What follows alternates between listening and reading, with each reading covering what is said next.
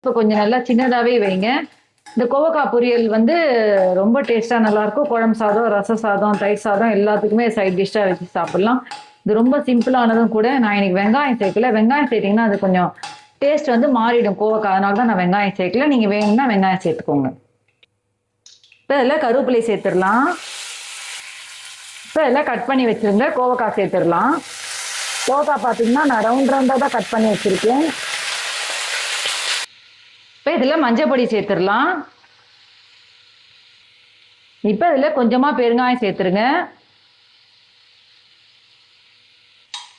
இப்போ எல்லாத்தையும் சேர்த்துட்டு நல்லா மிக்ஸ் பண்ணி விட்டுக்கோங்க. எண்ணெய் கொஞ்சம் கூடுதலாகவே வைங்க.